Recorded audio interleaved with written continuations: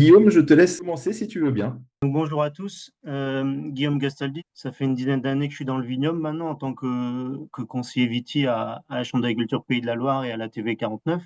Je travaille le sujet économique un peu depuis quelques années maintenant, notamment en lien avec les coûts de production et l'accompagnement de l'estimation, de l'évaluation de l'impact des évolutions de système sur le coût de production. Donc désormais, je suis responsable du pôle viticulture, donc au niveau régional pour la Chambre d'agriculture Pays de la Loire et toujours à la TV 49. Donc aujourd'hui, ce qu'on va vous présenter avec Carl Frédéric, avec AOC Conseil et avec l'ensemble du réseau Chambre, donc qui vise à produire des référentiels économiques du vigneron et donner des repères de coûts de production pour l'ensemble des viticulteurs du bassin de Nantes à Sancerre. On a ainsi produit 4 référentiels.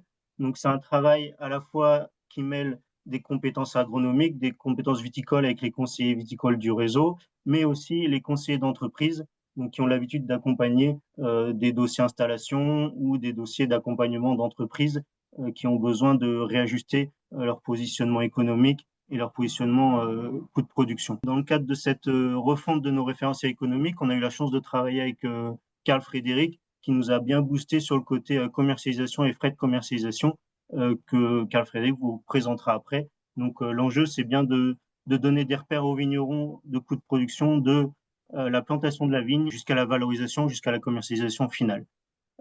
C'est une approche qui se veut complémentaire de ce que vous pouvez travailler avec vos centres de gestion et vos comptables. Là, c'est une approche un peu différente, c'est-à-dire que on prend toutes les étapes du process de la production d'une bouteille de vin et on travaille sur les coûts afférents à chaque étape pour arriver finalement à un coût de production entre guillemets réel de ce que devrait être le prix d'une production d'une bouteille quand on intègre tous les éléments nécessaires. Donc, je vous présenterai toutes les références qu'on a ainsi produites, avec aussi des leviers de maîtrise de ces coûts. Carl Frédéric vous présentera tout ce qui est lié aux frais de commercialisation, ce qu'on a travaillé ensemble, et on terminera la présentation par aussi une nouvelle partie qu'on a rajoutée au référentiel et qui concerne la création de valeur, c'est-à-dire qu'on considère que quand on vend une bouteille de vin, bah, une partie du prix doit être consacrée à protéger l'exploitation du risque lié aux aléas climatiques, mais aussi apporter une rémunération du capital de l'entreprise et enfin permettre une rémunération aussi du vigneron dans sa fonction de chef d'entreprise. Et puis donc on conclura sur les différents supports qu'on vous a présentés. Pour la zone Anjou-Saumur, pour tous ceux qui sont abonnés au bulletin de la TV 49, vous retrouvez le support du référentiel économique en PDF. Il est en lien dans tous les bulletins que vous recevez chaque semaine.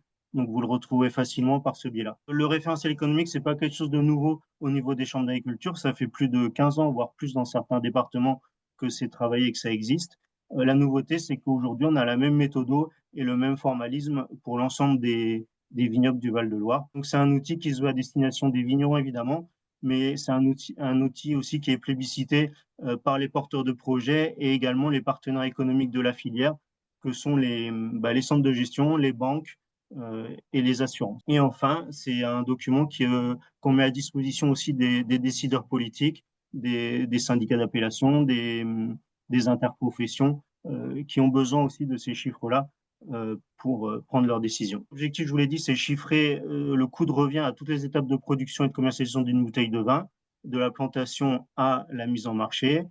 Euh, donc, pour les différentes étapes du process, on considère les charges de mécanisation et d'équipement basées sur l'amortissement du matériel à demi-valeur du neuf, c'est-à-dire que on a pris ce parti pris de prendre du matériel à demi-valeur du neuf, qu'on amortit par contre sur une période classique que vous connaissez, entre 5 et 7 ans, selon le type de matériel. Donc là, l'enjeu, c'est pas de surestimer le coût de production si on avait pris du matériel neuf et pas de ne pas le sous-estimer non plus si on avait pris du matériel déjà amorti.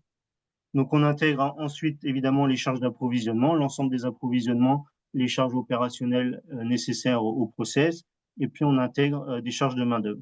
Donc là, pour les charges de main-d'œuvre, on a travaillé avec les conseils d'entreprise aussi pour déterminer quel serait le taux horaire le plus pertinent pour couvrir à la fois la main-d'œuvre saisonnière, la main-d'œuvre permanente, un tractoriste.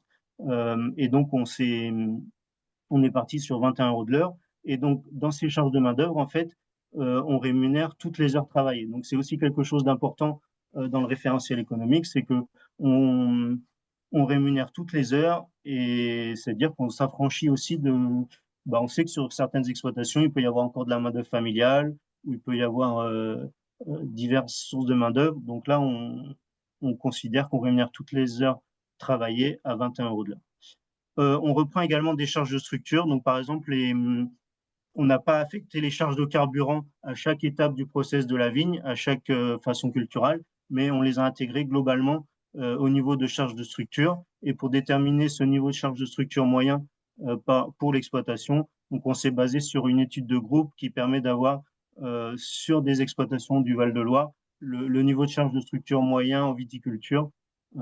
Et donc ça, c'est travaillé avec le groupement AS qui suit, donc il y a un centre de gestion qui suit des entreprises. Pour être tout à fait précis et exhaustif, donc là, on va pas forcément tout passer en revue, mais on vous met l'ensemble des éléments qu'on intègre dans les coûts. Donc, par exemple, quand on parle des coûts de plantation, on intègre les temps de main-d'œuvre, l'amortissement du matériel mobilisé pour les façons culturelles. Et donc, dans les coûts de plantation, on considère la plantation, la préparation du sol, la plantation en elle-même et les 2 premières années de conduite de la plantation qui sont par définition non productifs.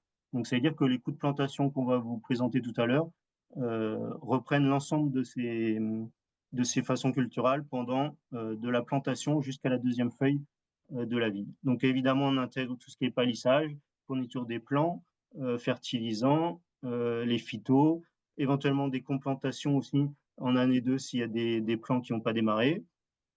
Et après, donc, vous retrouvez au sein des charges de structure, donc tout ce qui est carburant, les prestations diverses, les frais financiers liés au financement de la plantation et le fermage terme nu. Ensuite, au niveau du coût de production du raisin, donc on intègre les temps de main-d'œuvre, l'amortissement du matériel, toutes les appros nécessaires à la conduite de la vigne. Et ce qui est important aussi dans le référentiel, c'est on considère qu'on doit intégrer dans le coût de production du raisin l'amortissement de la plantation sur 25 ans. Et ça, c'est important parce qu'on considère que le coût de production, il doit permettre aussi de financer le renouvellement du vignoble. Alors en Anjou-Saumur, le renouvellement du vignoble, il s'est globalement bien fait, mais on voit d'autres vignobles où le renouvellement du vignoble, il s'est pas bien fait, ça faisait pas partie intégrante d'une stratégie routinière entre guillemets de l'entreprise de renouveler du vignoble un peu tous les ans et on en voit les dégâts aujourd'hui. Et le foncier doit être productif, il doit être opérationnel. Et donc, c'est pour ça que dans notre coût de production du raisin, on amortit la plantation sur 25 ans. Et cela doit permettre au vigneron de renouveler son foncier. Et donc après, bah, évidemment, on intègre aussi le carburant, l'entretien du matériel bâtiment. Donc là, c'est le stockage, l'entretien du matériel qui travaille dans les vignes, le bâtiment de stockage, les assurances, le fermage et les prestations vendange mécanique.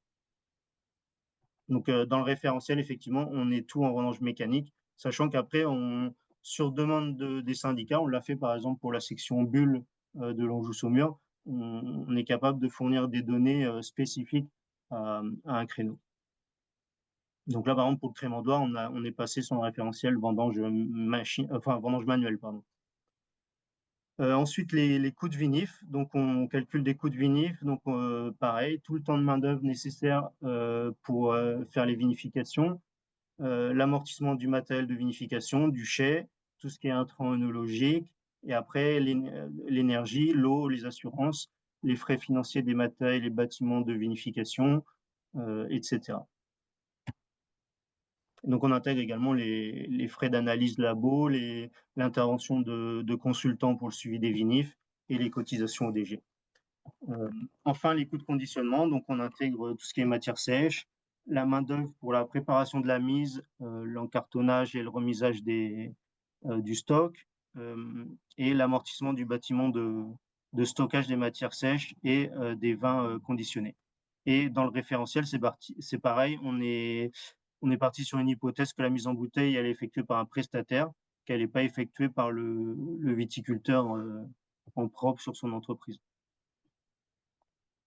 Donc la main-d'œuvre, coût de mise en marché, donc ça c'est ce qu'on a travaillé avec Carl Frédéric. Donc ça concerne la main-d'œuvre liée à la commercialisation et tous les supports et frais annexes à la commercialisation, donc support de communication, frais de déplacement pour les salons, frais de salon, etc. Donc le main-d'œuvre 21 euros de l'heure, donc on considère que c'est un salaire chargé, donc qui intègre l'ensemble des cotisations dans ces 21 euros de l'heure. Après, globalement, ce qu'il faut bien vous dire, c'est que on part sur des chiffres, mais dans le référentiel économique, ce qui est intéressant, c'est peut-être plus encore la méthode qu'on propose de calcul que les chiffres en eux-mêmes, parce que en fait, la méthode qu'on propose nous permet aussi de faire des référentiels sur mesure à chaque exploitation. Et donc après, on peut discuter des chiffres, mais l'important, c'est aussi la méthode qu'on produit et qui permet à chaque entreprise potentiellement de faire ses calculs avec son propre contexte à lui et ses propres fonctionnements d'exploitation. Donc, je vous l'ai dit tout à l'heure, on a produit 4 référentiels. Donc, un référentiel Muscadet, un référentiel Anjou-Saumur et l'ouest de la Touraine, enfin le Bourgueillois en gros, un référentiel Touraine Est 37 et un référentiel Sancerre. Donc, à chaque fois, donc pour les référentiels Muscadet, Anjou, Saumur, Touraine, on est parti sur des domaines de 20 hectares. Donc 20 hectares, on ne considère pas que c'est la surface moyenne d'exploitation du vignoble, mais par contre, on considère que c'est l'entité à peu près de base qui permet d'avoir une main-d'œuvre rationalisée et un parc matériel amortissable. Parce que si on était parti sur 10 hectares, par exemple, ben, on sait qu'on a un parc matériel qui va être beaucoup plus difficilement amorti. Par exemple, à Sancerre, par contre, là, on a le schéma, le contexte du vignoble est bien plus particulier, donc on est parti sur 10 hectares. Mais par contre, nous, dans nos contextes à nous, on est plutôt parti sur 20 hectares avec une hypothèse de rendement à 50 hecto-hectares, donc ce qui fait un volume vinifié sur l'entreprise de 1000 hectos. Et au niveau dotation en main-d'œuvre, donc un tractoriste, un maître de chai, 0,5 ETP saisonnier et un ETP dédié au commerce. Donc ça fait 3,5 ETP sur l'entreprise. Donc je vous l'ai dit tout à l'heure, on considère que l'exploitation elle est à mi-vie, c'est-à-dire qu'on n'achète pas tout le matériel plein pot. Le matériel, on l'amortit à demi-valeur du neuf. Et après, on est parti sur une répartition qui entre du volume vinifié commercialisé, qui est à peu près la moyenne du vignoble aujourd'hui d'Anjou-Saumur, c'est-à-dire 60% vente directe bouteille et 40% vente vrac négoce. Voilà pour les hypothèses. Donc, ces hypothèses-là ont piloté ensuite l'ensemble de la réalisation du référentiel. Et donc, comment ça se présente concrètement? Donc, je vous laisserai aller le voir, éventuellement avec Bastien et avec Alfredé, qu'on pourra vous remettre le lien pour accéder au référentiel dans le mail du replay de ce webinaire. Et donc, vous avez, par exemple, là, c'est le coût de production du raisin, donc en palissage 4 fils.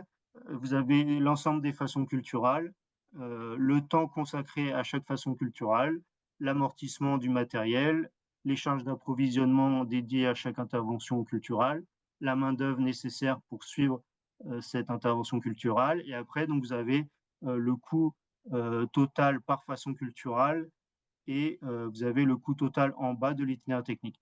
Et vous verrez sur ce tableau-là dans le référentiel que vous avez directement aussi le comparatif avec l'itinéraire technique bio. Parce que dans le référentiel, on a chiffré à la fois un itinéraire technique conventionnel et un itinéraire technique bio. Donc vous avez les repères dans le référentiel pour chacun de ces deux itinéraires techniques.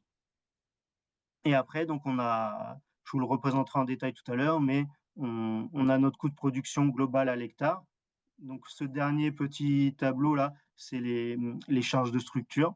Donc vous y retrouvez par exemple l'amortissement de la plantation, l'assurance récolte et l'ensemble des charges de structure qu'on affecte à la production de raisin. Donc ça, c'est dans la méthode du référentiel économique aussi. On a une règle d'affectation des charges de structure. Les charges de structure sont pondérées pour chaque intervention de production de raisin, vinif et commercialisation, conditionnement. Donc ça nous donne après un coût de production pondéré en fonction du rendement réalisé à la parcelle. Donc une fois qu'on a dit tout ça, quels sont les chiffres qu'on sort globalement? Donc bon, je vais faire le focus Anjou-Saumur parce qu'aujourd'hui on est sur le vignoble Anjou-Saumur. Donc nous, on a calculé un coût de production un coût de plantation, pardon, de 30 000 euros de l'hectare. Donc, je vous le rappelle, qui concerne la plantation en elle-même et les 2 premières années de façon culturelle. Donc on est à 30 000 euros de l'hectare et ce coût, il a augmenté de 20% par rapport à l'édition précédente du référentiel économique, quoi. Euh, Ensuite, le coût de production du raisin, donc on arrive à 11 327 euros de l'hectare. Et pareil, on constate une augmentation de 20% par rapport à la précédente édition du référentiel. Et pour les coûts de vinif, donc on est autour de 43 euros par hectolitre. Et donc là, c'est un peu moins évolué. On est par rapport à l'édition précédente sur une augmentation de 8% de ce coût de vinification ramené à l'hectolitre. Guillaume, est-ce que tu peux rappeler la date de la précédente édition, s'il te plaît? Oui, alors c'était ancien, c'était la dernière édition. Alors pour l'Anjou Saumur, c'était 2023, il me semble. Très bien, merci.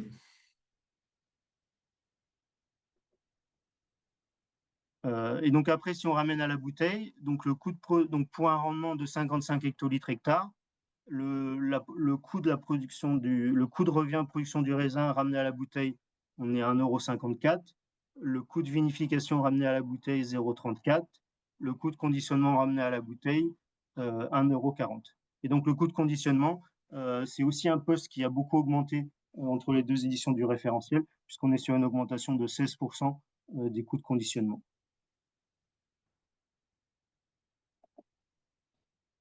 Donc, si on détaille maintenant les principales composantes du coût de revient, donc par exemple pour une bouteille de rouge à 55 hectolitres hectare en contexte en juin, on est sur un coût de revient de la bouteille hors taxe à 4,68 € et ces 4,68 € sont composés à 30% de la commercialisation, 30% du conditionnement, 7% est affecté à la vinif et 33% est affecté à la production du raisin. Donc, ce qui est un des messages importants de ce référentiel aussi, et c'est d'autant plus prégnant dans le contexte actuel, c'est qu'on voit l'importance des frais de commercialisation, et Carl Frédéric, il vous le redira après, mais en fait, c'est vraiment un poste budgétaire important pour les entreprises, et il faut y affecter tous les fonds et l'énergie nécessaires pour assurer aussi la pérennité de l'entreprise. Et donc, si on fait par exemple, pour une bouteille de rosé à 65 hectolitres hectare, on passe sur un coût de revient à 4,44 € hors taxe. Et donc là encore, on est à 30%, 31% affecté à la commercialisation, 31% affecté au conditionnement, 8% à la vinif et 30% à la production du raisin. Et si vous prenez un blanc, donc là, c'est plus contexte muscadet. Donc, à titre de comparaison, hein, donc à 45 hectos, pour une vigne à 6500 pieds hectares, on sort à un coût de revient à 5,89 € hors taxe la bouteille. Et donc là, vous voyez, alors donc là, on intègre de l'élevage sur lit, donc l'équilibre est un peu différent, mais vous voyez encore le poids à la fois de la production du raisin et de la commercialisation dans le coût de revient de la bouteille.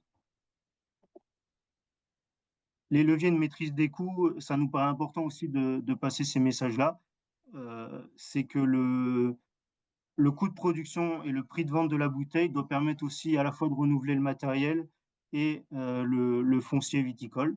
Donc vous voyez que par exemple l'amortissement de la plantation, ça représente donc pour l'Anjou Saumur, ça représente 11% du coût de revient qu'on vous indique. Donc ça veut dire que 11% du prix de vente de la bouteille doit pouvoir être orienté derrière, consacré au renouvellement du foncier viticole. Et vous voyez que les charges de mécanisation, elles, représentent 17% sur l'Anjou Saumur.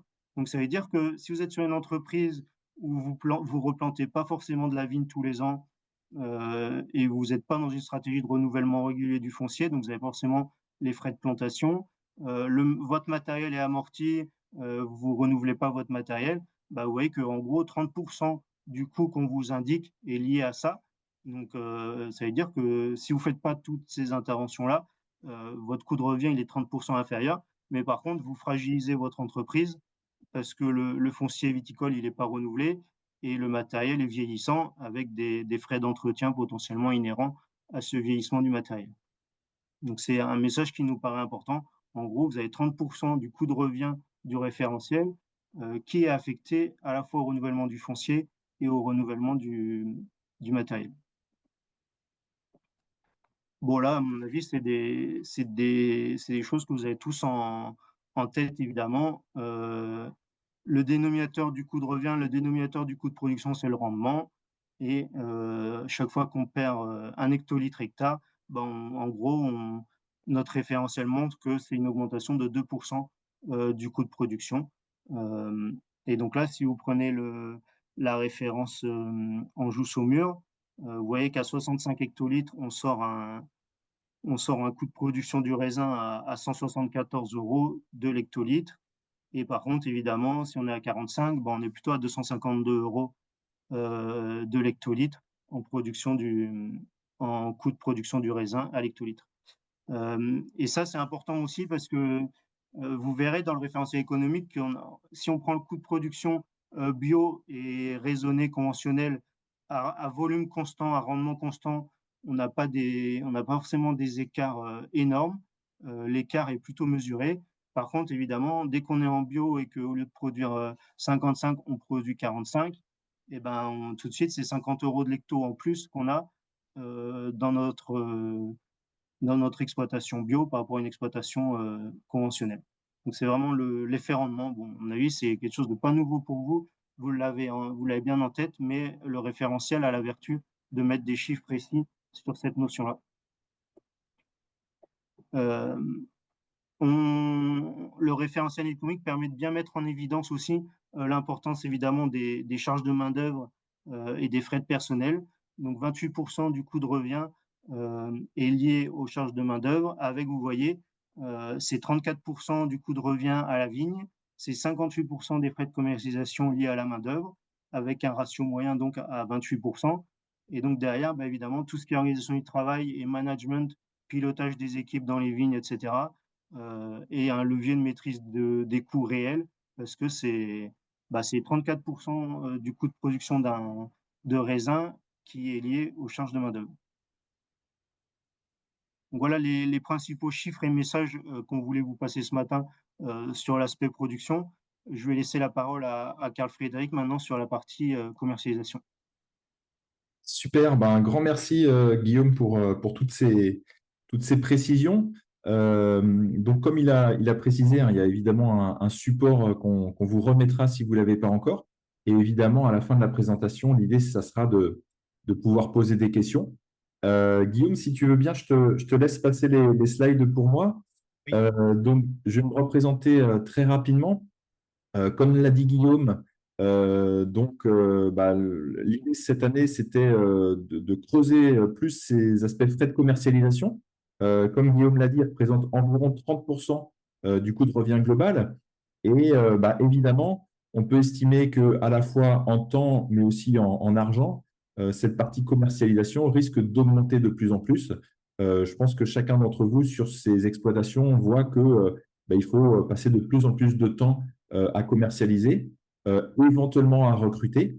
Et donc, évidemment, c'est des questions qui peuvent se poser, hein. Beaucoup d'entre vous se disent, bon, aujourd'hui, sur certains modèles, en vendant une grosse partie, par exemple, en vrac, je m'y retrouve plus ou moins. Donc, peut-être qu'il faut que je développe, par exemple, les ventes bouteilles, mais ça, je n'ai pas forcément les compétences ou alors je n'ai pas forcément le temps. Et donc, du coup, la question éventuellement de recruter ou de réorganiser votre temps se pose, quoi. Donc moi, en quelques mots, j'ai une formation plutôt technique, mais je suis, après quelques vérifications, parti du côté du commerce, et notamment à l'export, à la fois dans le sud-ouest et en Champagne. Et Guillaume, si tu veux bien passer du coup sur la slide suivante rapidement. Donc j'ai intégré l'équipe d'AOC Conseil. On est assez transversaux sur pas mal de sujets que sont le commerce, le marketing, les ressources humaines, la stratégie, l'organisation. Et donc on intervient sur pas mal de domaines, peut-être allez, une centaine sur toute la France chaque année, ou en ce qui me concerne, une vingtaine du Muscadet jusqu'à Sancerre. Et donc, évidemment, ce travail nous permet d'avoir un regard assez clair sur les pratiques hein, qui sont faites, en essayant aussi d'améliorer ces pratiques. Et évidemment, le référentiel du vigneron, avant qu'on soit un partenaire des chambres d'agriculture, c'est un outil qu'on utilisait beaucoup parce que évidemment, il nous permettait d'aider les domaines qu'on accompagnait à piloter vraiment leur entreprise. Et donc, les deux ateliers qui ont été mentionnés par Bastien, hein. Donc, dans quelques semaines, voilà, le premier permettra de bien calculer ses coûts de production et de mettre en place du coup des indicateurs. Et puis le deuxième, une fois qu'on a ces indicateurs, grâce au deuxième atelier, de justement mettre en place les actions qui sont intéressantes. Du coup, si on passe sur la slide suivante, Guillaume, donc en effet, frais de commercialisation, comme vous l'avez vu, un peu comme si vous voulez, Guillaume a souligné la nécessité de renouveler ses plantations, de renouveler son matériel mécanique. Bah, de la même manière, évidemment, les frais de commercialisation, ce sont des investissements. Parfois, suite à des petites récoltes, j'ai des vignerons qui me disent, bon, cette année, je vais pas venir forcément à la Levée de la Loire ou à Wine Paris ou je vais moins tourner avec mes clients. C'est un risque potentiel, même si on a des manques de volume, parce que évidemment, c'est un travail de longue haleine et il faut essayer autant que possible de fidéliser ses clients et de rester présent. Les investissements, ils sont assez variables, hein. En fonction des choix qui sont faits, on peut aller, pour faire simple, de 20 centimes à 2,50 €, voire plus. Et d'ailleurs, très souvent, on va un peu avoir tendance, notamment avec ce temps de travail caché, Guillaume mentionnait éventuellement de la main-d'œuvre familiale qui ne compte pas forcément ses heures. En gros, le grand-père qui tient le caveau le samedi ou le dimanche ou qu'on envoie faire des livraisons. Évidemment, bah, si on l'intègre dans les coûts, bah, ça joue évidemment sur le coût de production total, quoi. Alors, comme ce qui a été dit, ce qui est très intéressant avec ce référentiel du vigneron, c'est qu'à la fois, ça donne des références, donc ça vous permet de vous comparer, mais ces références, elles viennent d'hypothèses qui ont été faites. Et donc, bien évidemment, si les hypothèses ne vous correspondent pas exactement, bah, vous pouvez facilement recalculer vous-même, si vous voulez, les choix qui sont faits pour arriver à une estimation voilà, de vos propres frais de commercialisation.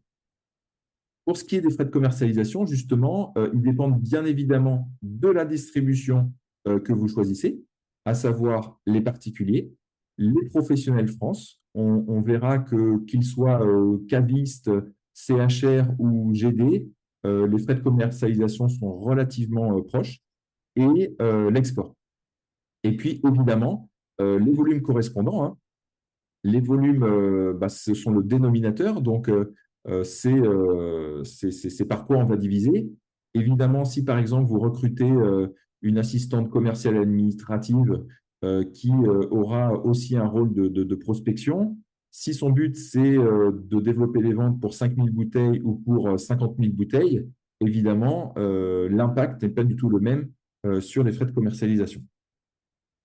Donc, du coup, si on passe la slide d'après, on va voir que donc, le modèle choisi est suivant, donc à peu près 120 000 bouteilles vendues, 30% aux particuliers, 40% aux Pro-France, que ce soit caviste, grossiste, GD, et puis 30% à l'export.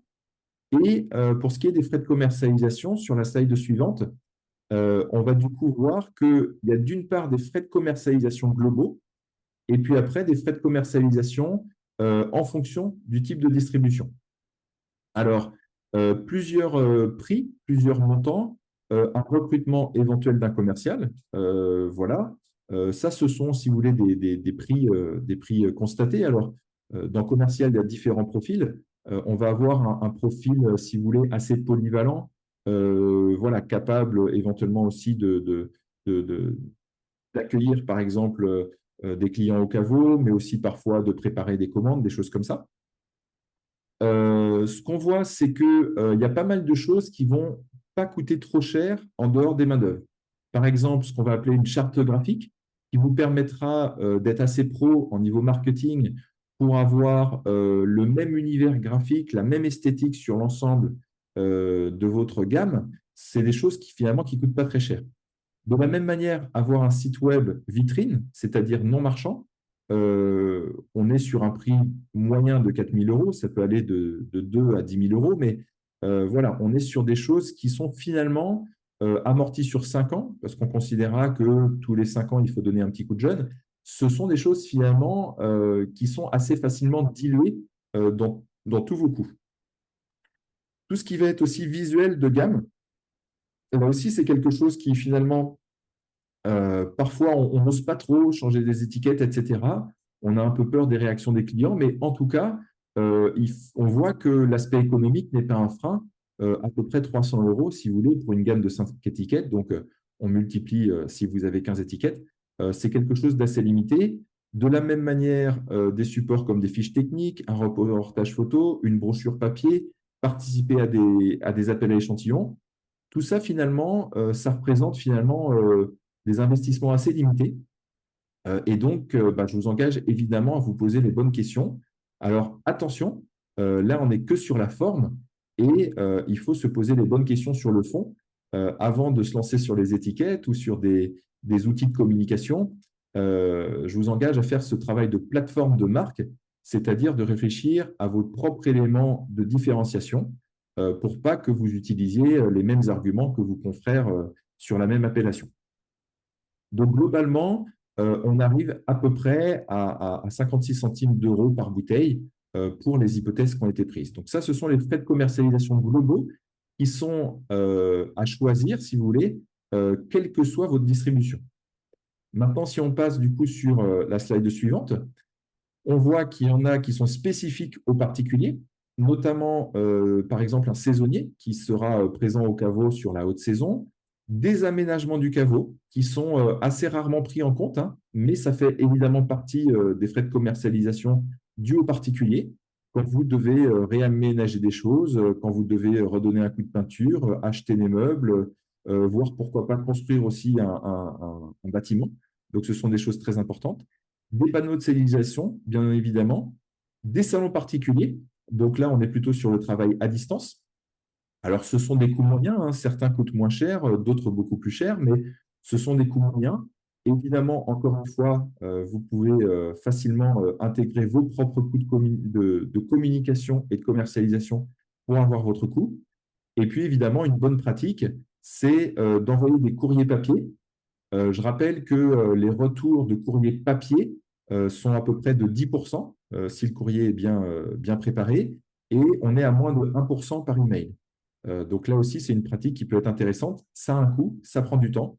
Néanmoins, ça a des impacts assez forts sur les commandes qui vont être reçues. Donc, on voit que les frais de commercialisation sont pas loin d'être négligeables. Et en effet, si on passe du coup après aux professionnels, là, on va avoir, si vous voulez, des frais qui sont un peu différents, qui vont beaucoup être attachés au déplacement. Donc, en général, on va avoir d'une part des salons. Alors, salons à envergure nationale, donc si vous voulez, on serait entre un salon des vins d'Angers et puis un salon type Wine Paris. Évidemment, à multiplier si vous en faites plusieurs. Là, évidemment, c'est un sujet à part, mais bah, quand on investit ce montant-là, évidemment, il y a tout un travail de préparation qui est très important. Éventuellement, quelques produits dérivés pour développer aussi la visibilité de votre marque. Et puis, surtout, des déplacements. Et ça, on voit que bah, quand on voit les chiffres de vente, ce qui fait souvent la différence, au-delà, bien sûr, de la qualité de vos produits, de la manière de le présenter, bah, c'est le temps qu'on y passe, bien évidemment. Et donc, ces jours de déplacement, ils sont évidemment très importants et ils ont un coût. Ils ont un coût qu'on va essayer d'optimiser. Évidemment, par exemple, livraison plus prospection, salon plus prospection, etc. Donc voilà, ce sont des choses qui sont vraiment importantes. Si jamais vous passez par des agents, ces frais de commercialisation, finalement, sont relativement proches. C'est-à-dire que bah, ce que vous ne dépensez pas vous-même, vous le dépensez en payant un agent commissionné. Pour ce qui est de l'export, un peu le même principe, un peu plus cher, notamment avec des salons à plus grande envergure, hein, type Wine Paris. Des produits dérivés, on est sur les mêmes choses. Et évidemment, des frais de déplacement qui sont plus chers, avec des trajets qui sont plus lointains, très souvent des nuits qui coûtent plus cher, etc. Et donc, ça, c'est évidemment quelque chose qui est à prendre en compte. Alors, on prend uniquement le facteur coût, mais évidemment, il y a le facteur temps qui est très souvent questionné par les domaines que j'accompagne. Il peut y avoir éventuellement l'argent disponible, mais il n'y a pas forcément le temps disponible. Donc là, évidemment, c'est une réflexion globale qui se pose, quoi. Je rappelle que même si l'export coûte un peu plus cher pour être travaillé. Malheureusement, on est sur une tendance baissière sur la France qui ne touche pas trop la Loire, en tout cas un peu moins que les autres régions en ce moment. Mais malheureusement, les études montrent qu'on va avoir une baisse de 25% de la consommation de vin en France. Et donc, bien évidemment, l'export est une des solutions pour permettre de garder une entreprise pérenne. Voilà. Donc, si on continue sur la slide suivante, donc, évidemment, vous avez beaucoup de questions un peu spécifiques. Donc là, comme ce qui a été présenté sur la production, l'idée, c'est d'avoir ces référentiels, mais aussi de vous les approprier. Et donc, du coup, bien évidemment, quand on sera, voilà, quand on pourra être ensemble, pour ceux qui le souhaitent, sur les ateliers, on pourra du coup creuser un peu plus vos propres coûts de production, les comparer aussi évidemment au référentiel du vigneron. Et puis, ça permettra aussi comment dirais-je, d'analyser aussi votre gamme, hein, principalement, puisque le coût de production va évidemment être différent d'une cuvée à l'autre. Et donc, petit à petit, de mettre en place toute la stratégie autour de la politique tarifaire, autour de la prospection, autour de la gamme, qu'est-ce qu'on produit, à quel coût, qu'est-ce qu'on développe, etc., etc. Voilà. Donc, il y a évidemment beaucoup de questions qui se posent. Je ne sais pas s'il y avait une slide encore après. Non, après c'est Voilà. ça. Eh bien, super. Du coup, je te redonne la parole, Guillaume, si tu veux bien. Et on aura un temps de questions et d'échanges à Oui, l'issue de la présentation pour éventuellement revenir sur certains points. Euh, Ce qu'on veut mettre en avant aussi dans le référentiel économique du vigneron, euh, c'est la création de valeur. En fait, c'est Interloire, ils ont fait un plan filière 2030 et l'axe prioritaire du plan filière de l'interprofession pour la viticulture ligérienne, c'est justement la création de valeur. Et donc, dans le référentiel économique, on vous propose justement une méthodologie qui permet, au-delà de vos coûts de revient, au-delà de vos coûts de production, d'évaluer et de quantifier le nombre, la somme d'euros à rajouter sur votre bouteille pour financer à la fois euh, la résilience de vos exploitations, donc notamment vis-à-vis des aléas climatiques et des pertes de récolte, également rémunérer le capital de l'entreprise. On est dans un contexte aussi où il y a beaucoup de transmissions qui vont se faire, beaucoup de domaines sur le marché. Et bien évidemment, si on a une entreprise avec un capital qui est alimenté régulièrement, c'est plus vendeur qu'une entreprise où c'est un peu ric-rac tous les ans. Et enfin, on vous a dit tout à l'heure qu'on rémunérait toutes les heures travaillées pour le process de vinification. Et dans cette partie création de valeur, on prévoit aussi quelques euros liés à la rémunération de l'exploitant, plus dans sa fonction de production dans l'entreprise, mais dans sa fonction de chef d'entreprise, de stratège, de décisionnaire pour l'entreprise. Et donc, on prévoit ces trois postes de rémunération dans ce qu'on appelle une marge de création de valeur. Les enjeux, c'est donner une marge de sécurité à l'entreprise, permettre la mise en place de projets de développement aussi. Carl Frédéric, qui vous parlait par exemple, de développement sur la commercialisation, notamment à l'export. Ces projets-là de développement, ils doivent être financés et on doit donc prévoir de les financer aussi dans le prix de vente de bouteilles qu'on met sur le marché. Et enfin, donc, je vous l'ai dit, renforcer l'attractivité de l'entreprise dans la perspective d'une transmission. Donc, sur la question des aléas, aujourd'hui, pour vous protéger des aléas climatiques, en fait, il y a différents moyens. Il y a des entreprises qui s'équipent de tours antigel, qui s'équipent de dispositifs permettant de se prémunir des aléas. Il y a certaines entreprises qui prennent une carte de négoce. Nous, on vous propose aussi une troisième voie qui est celle d'intégrer dans votre dans votre tarif, dans vos prix de vente de bouteilles, une part de ce prix de vente nécessaire à l'indemnisation, entre guillemets, de perte de récolte que vous pouvez avoir sur votre entreprise. Donc, c'est pareil, on a dû partir sur les hypothèses pour faire les calculs. Donc, on est parti sur une perte de récolte d'une récolte et demie sur une période de 10 ans, ce qui fait une perte de 15% par an en moyenne. Et donc, si on affecte la perte de chiffre d'affaires liée à ces pertes de récolte selon le ratio vente négoce, vente directe bouteille, ça donne un chiffre d'affaires euh, perdu, qu'on ramène à un chiffre d'affaires annuel et qu'on ramène au nombre de bouteilles produites chaque année. Et donc, ça vous donne ici, par exemple, 73 centimes par bouteille qui est consacré à l'amortissement et la prévention des pertes liées aux aléas climatiques, aux pertes de revenus liées aux aléas climatiques. Ensuite, on est parti sur une exploitation de 20 hectares qui dispose d'un capital de 600 000 euros, qu'on veut rémunérer à 4%. Bah là encore, cette rémunération du capital, ça se traduit par l'affectation de 30 centimes par bouteille dans le prix de vente final pour permettre cette rémunération du capital. Et pour la partie rémunération de l'exploitant dans sa fonction de chef d'entreprise, donc on est parti sur l'hypothèse d'un exploitant qui veut se prélever 30 000 euros en plus en fin d'année de ses heures travaillées. Donc là, ça fait une affectation de 38 centimes sur le prix de bouteille final nécessaire à cette rémunération de l'exploitant dans sa fonction de chef d'entreprise. Et ça, c'est peut-être quelque chose que vous n'avez pas l'habitude de voir en viticulture, mais c'est quelque chose qui est hyper courant dans le monde de l'entreprise. En fait, on n'en a pas forcément l'habitude en agricole, mais dans le monde de l'entreprise, c'est hyper fréquent de prévoir une marge de 30% du coût de revient lié à la protection et au développement de l'entreprise. Et donc, ça se traduit, vous voyez, par un prix de 1,41 € ramené à la bouteille pour financer ces trois postes. Donc on arrive à la conclusion de notre présentation. Donc c'est le référentiel économique du vigneron. Donc c'est un outil qui est important pour avoir des repères de coûts, avoir une méthode aussi.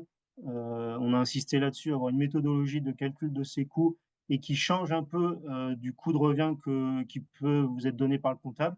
Parce que finalement, le coût de revient qui vous est donné par le comptable, il traduit votre fonctionnement actuel de l'entreprise. Donc, c'est-à-dire, ça vous donne un coût de revient, mais sur la base de votre fonctionnement actuel de l'entreprise. Et ce qu'on veut faire avec le référentiel économique, c'est produire un coût de revient si on renouvelle le foncier, si on se donne les moyens de renouveler le matériel, si on se donne les moyens de sécuriser l'entreprise, ben finalement, quel est ce coût de revient? Et donc, c'est un peu différent et c'est complémentaire de ce que vous pouvez avoir par ailleurs. Et ça doit amener aussi à une vraie stratégie de consolidation des prix de vente et potentiellement aussi d'orientation marché. Peut-être qu'Alfrédéric pourra y revenir dans l'échange qui va suivre, mais ces coûts de revient aussi doivent vous permettre d'identifier pour votre entreprise finalement les marchés qui sont les plus pertinents, les débouchés qui sont les plus pertinents et les débouchés sur lesquels il ne faut peut-être pas trop insister, quoi. Donc c'est à destination des vignerons, de l'enseignement viticole, de l'ensemble des porteurs de projets, des partenaires économiques de la filière.